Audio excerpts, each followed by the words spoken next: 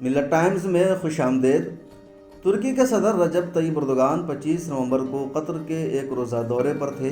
امیر قطر شیخ تمیم بن حماد الثانی نے ایئرپورٹ پر بذات خود ان کا پرتپاک استقبال کیا۔ دونوں ملکوں کے درمیان تجارت، ثقافت اور دفاعی امور سمیت کل 7 معاملوں پر معاہدہ ہوا۔ امیر قطر شیخ تمیم بن حماد الثانی اور ترک صدر رجب طیب اردوغان نے مشترکہ پریس کانفرنس سے بھی خطاب کیا۔ صدر نے کہا، قطر میں ترکی کا نیا فوجی اڈہ تیار ہو چکا ہے اور مشہور اسلامی کمانڈر حضرت خالد بن ولید رضی اللہ تعالی عنہ سے منسوب کر کے اس کا نام رکھا جائے گا۔ ترکی کے صدر رجب طیب اردوغان نے ترک قطر مشترکہ قوتوں کے مشترکہ ہیڈ کوارٹر طارق بن زیاد چھاونی کا بھی دورہ کیا۔ اس موقع پر انہوں نے kہا، کسی کو بھی ہمارے ملک کی اس جغرافیہ میں موجودگی پر بے چینی محسوس نہیں کرنی چاہیے۔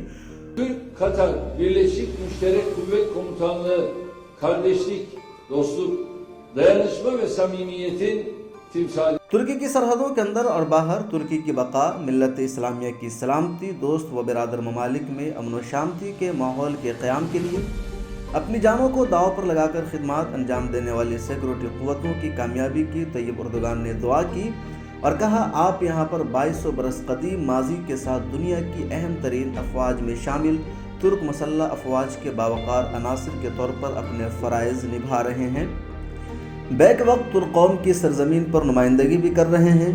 میں ترکی کے صدر اور ہیڈ کمانڈر کے حیثیت سے آپ سب کو سلام پیش کرتا ہوں۔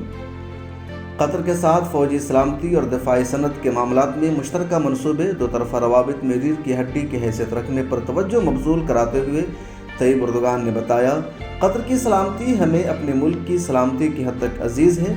آپ لوگ قطر کے فوجی اداروں کی جدت، فوجیوں کی تعلیم و تربیت میں تعاون کو وسعت، باہمی جنگی مشقوں اور میدان میں جنگی صلاحیتوں کے فروغ میں معاونت فراہم کرتے ہوئے قطر کی دفاعی طاقت کو تقویت دے رہے ہیں۔ ترک فوجی سال 2017 سے قطری بھائیوں کے تحفظ اور امن و امان کی ضمانت بنے ہوئے ہیں۔ آپ نے اپنے اعلیٰ برتاؤ اور حسن اخلاق کے ساتھ قطری عوام کے دلوں کو فتح کر رکھا ہے۔ ہم نے اپنی تاریخ میں کبھی بھی اپنے دوستوں کو خطرات کے بلبوتے پر تنہا نہیں چھوڑا۔ ترکی بنیادی روابط پائے جانے والے خلیجی ممالک میں امن و آشتی، سلامتی اور استحکام کو بڑی اہمیت دیتا ہے۔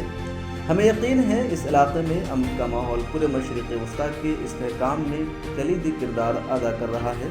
ہم آپ کو بتا دیں کہ جون 2017 میں سعودی عرب اور قطر کے درمیان شدید اختلاف ہو گیا تھا۔ اس اختلاف کے بعد ترکی کی فوج مسلسل قطر میں موجود ہے اور اس کے دفاعی نظام کو سنبھال رہی ہے۔ بیورو رپورٹ، ملت Times.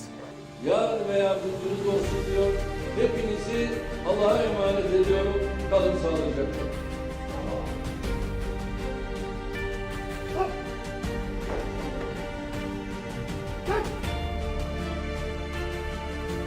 Allah'a ısmarladık. Tekrar nasılsınız? Allah'a emanet.